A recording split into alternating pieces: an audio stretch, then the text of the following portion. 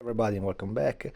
This is one of the last car that I found about this collection about Ferraris in 124 scale, so very interesting for the dimension of the model. And it's about the Ferrari 312. They write it here like F167. In reality, the real name was just Ferrari 312 without F167. There was still not this type of definition. And it was the beginning of the 312 series that became a kind of evolution during the years, arriving until the late 70s with the mighty 312T, where T was the disposition of the transaxle that was transversal, it means in a different position, and became a winner car with Jody Scheckter at the end of the 70s. So we have this definition of 312 because the engine was the switching, from the previous season, 1966, they made the 3-liter motors for Formula 1 cars, switching from 1.5 liters, much smaller engine. So of course all the power of these vehicles becomes incredibly higher. The difference of the engine of Ferrari's 312 and 312T was in the degrees of the engine, because this engine was a V engine, a V12 with an angle of 60 degrees, while the final 312 became they call it boxer or flat 12, because it was anyway a kind of V but open 180 degrees.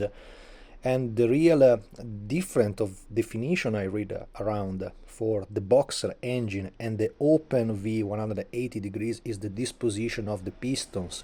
So depending of the disposition of the piston in the 6 and 6 banks, if you can call it a boxer or not, but everybody usually call it the boxer engine because it was incredibly is a flat engine, so it's completely much more easy to fit inside the car and to fit the base, the center base. I try to explain it in English, is not so easy, the center base of the car much lower, and the weight disposition became much more optimal, so everything became much more stable in high speed.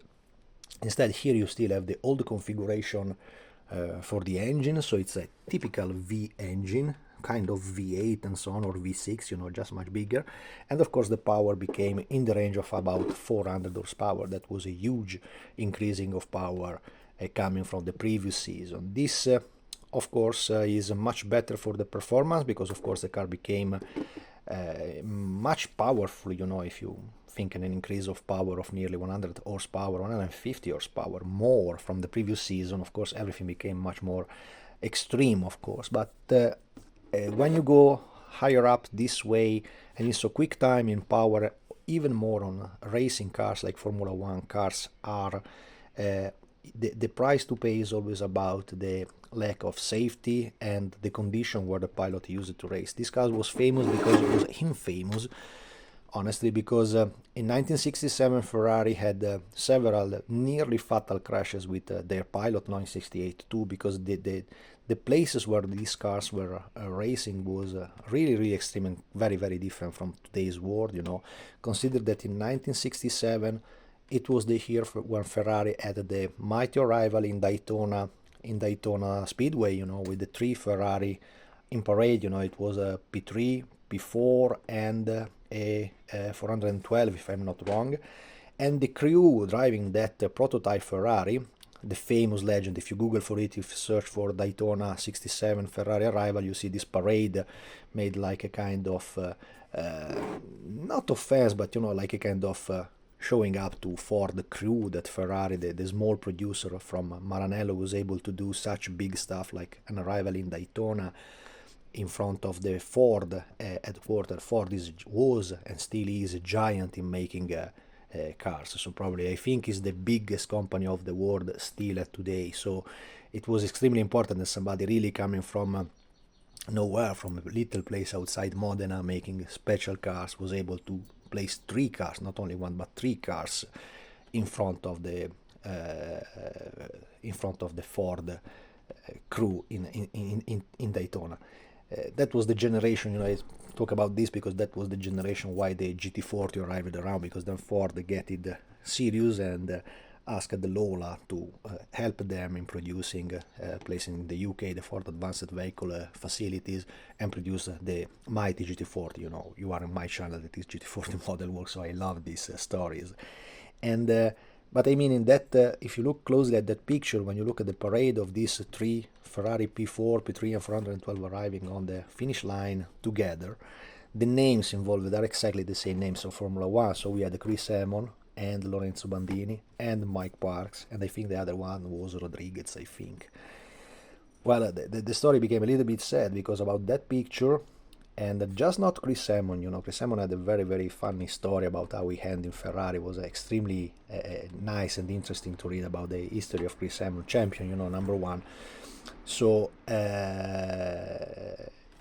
I was extremely touched by the year 1967 because it was the last year when you had the competition in Formula One without the tobacco logos and tobacco sponsor entering in the games, you know, when big guys enter in the game, then also the money involved in the game became completely different. It is no longer, if you look at how clean it is, this car, have a look. You just see a red Ferrari. This can be like an ordinary day car, you know, just a red Ferrari, a number one in white there, Ferrari logo, and that's it. There is no sponsor at all. There is nothing on this Ferrari. We are so used to see racing car with today even more, you know, the livery completely changing the color. I think right now they made it in Miami, the Formula One race, and Ferrari indeed changed for the first time, I think, in their series history, if I'm not wrong, nearly completely the livery, because half of it, and I don't dare to think about the price of such sponsorships, became white and blue for HP, you know. So the sponsor is brutal inside the motorsport. It's something that bring the money, and back in time, tobacco companies were incredibly big. They were super companies bringing a lot of money, so everything became much more exasperated, you know, for the time. As I was saying, 67 was the last season of this, but the increasing of the performance of the motor made a terrific accident happening, like for example Lorenzo Bandini, that was an incredible pilot, driving a Ferrari, driving this Ferrari, you know, in Monte Carlo, made an horrific crash. If you look at the layout of the tracks of that time, it's simply scary because they had absolutely no conditions at all for safety rules. There was absolutely no space for it. So if you look at the layout of Monaco Grand Prix, Monte Carlo, it was very, very scary. You know, they had to cross between the hooks for the ships, you know, that was so near to the car. Consider that in a Formula One car like this, the fuel tank is around the pilot, so that the pilot is basically seated between fuel. Fuel is absolutely closed inside a box of aluminum with rivets. Can you understand that simply a wheel collapsing on this side of the car will break the fuel tanker and make everything explode and became a torch, you know, it became a ball of fire. And that was what happened with Bandini, even more because the car was capsized, so he remained under the car, crashed, and he died for the burning and for the result of this fatal crash. And I'm just happy that the company here decided to reproduce the car from Chris Amon. As I say, Chris Amon was a legendary pilot. If you look at the story of him, it's really, really something. I like him a lot, you know, these are my favorite era pilots. More heroes, you know, than pilots, because we are already, if you look at the pilots of the 80s, they were, yeah, kind of romantic reality, because there were people with no money, they wanted to arrive, they wanted to become champion in Formula One. But if you look at the guys racing in the 60s, it was incredible because many of them were mostly engineers, were mechanics, were people coming really from another part of the motorsport. And I was incredibly touched at the time from another guy that was driving exactly this car. I'm talking exactly of the same 312. I think there were 3 cars racing in the season, not 2 like today in 1967. And it was Mike Parks. You know, Mike Parks was a British pilot. You have to Google for his story. You know, he had an incredible career. He was the second car arriving on Daytona, and on the Daytona rival parade, you know. But shortly after, he had an horrific crash in Spa. Spa-Francorchamps was probably one of the nicest tracks they had in the 60s. You know, that this car were used to race at the Nordschleife like nothing, and they were making, I think, something like 100 turn, 80 turns. So it means that is a race that you go in the Nürburgring for nearly 3 hours. inside the Nordschleife. I'm not talking of the Nürburgring Grand Prix, I'm talking of the Nordschleife with this.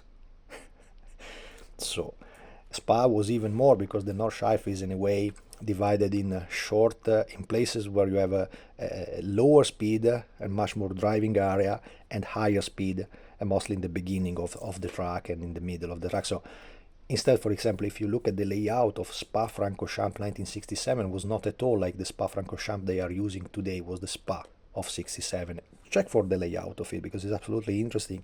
It was an incredibly nice track. In the 60s, there are so many nice tracks. Also, if you look at the layout of, I say this because this is the English version of my video, so I know that a lot of people is looking this stuff from US, and maybe they are interested also in this stuff. If you take a closer look, for example, to Watkins Glen layout Grand Prix, it was incredibly nice and incredibly fast. Watkins Glen was amazing.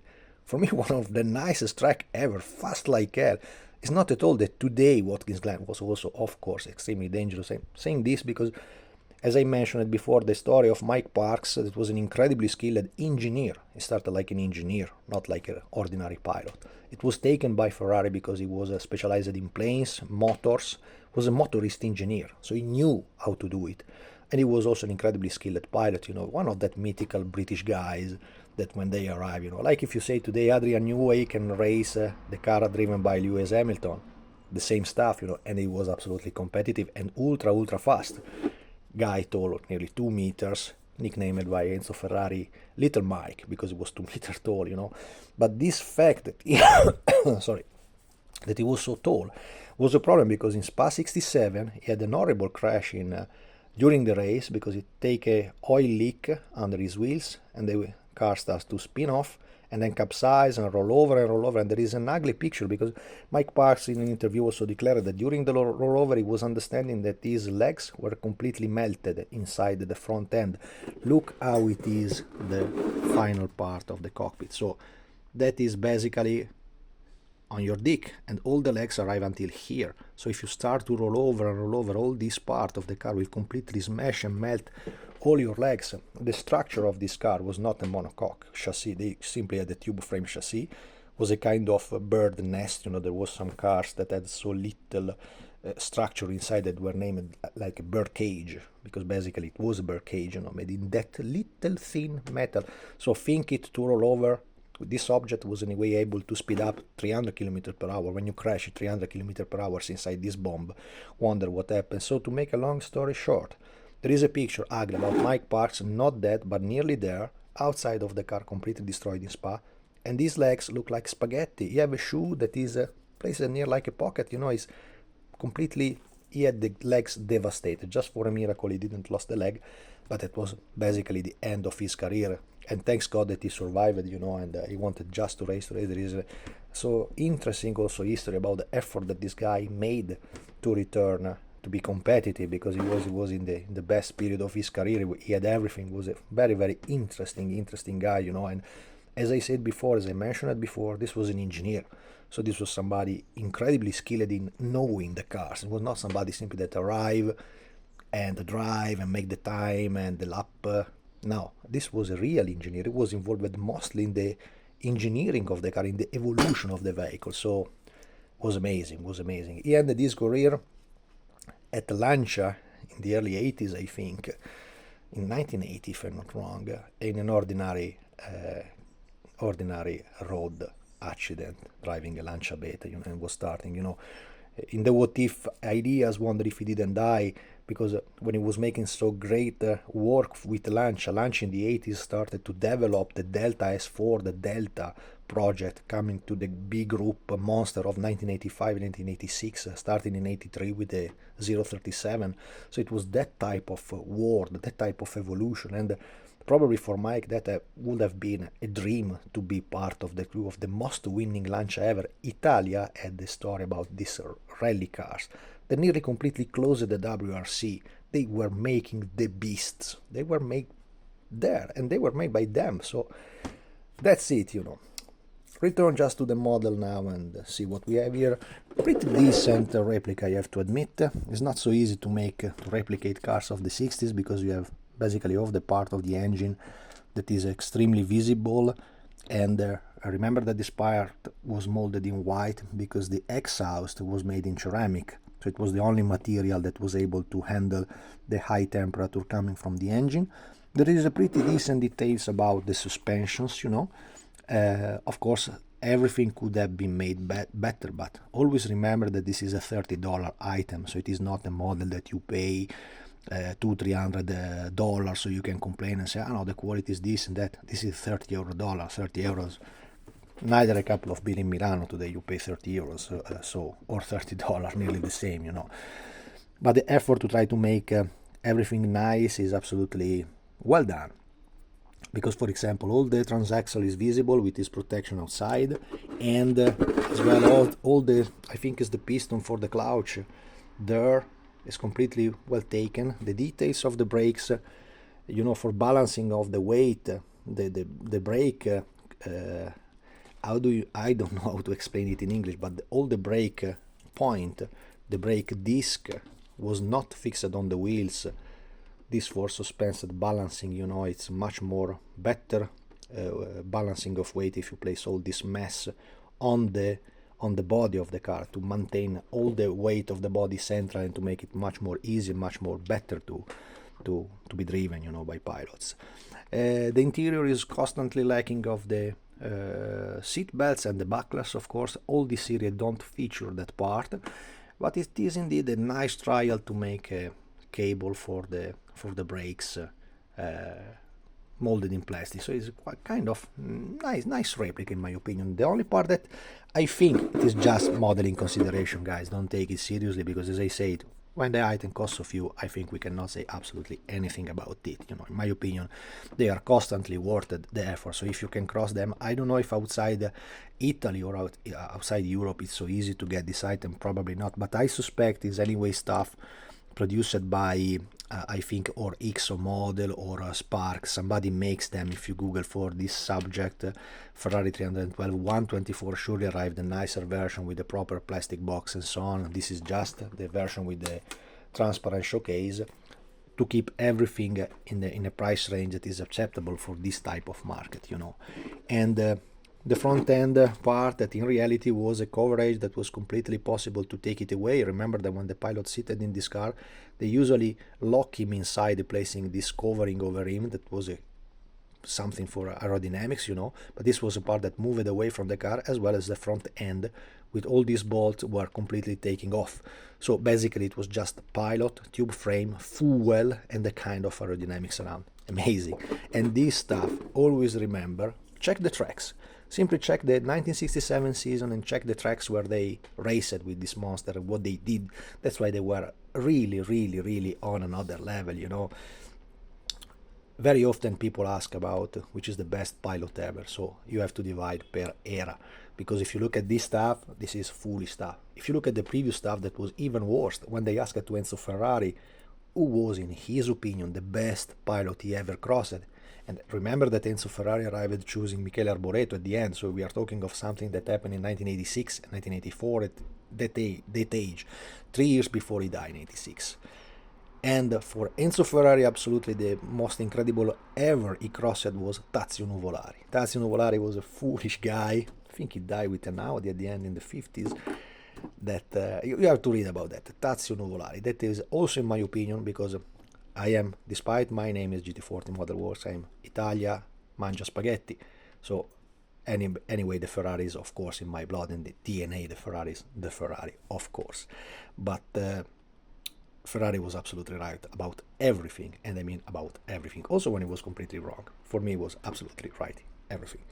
And that's it. So this is absolutely something incredible, that one of the nicest subject ever, in my opinion, you know. So typically 60s, so incredible history around, and the first one of the 312 series coming for, you know, they are writing in 1967. I think the last 312 definition was the T5 of 1980, so a Formula 1 car that in recent evolution lasted for 13 years.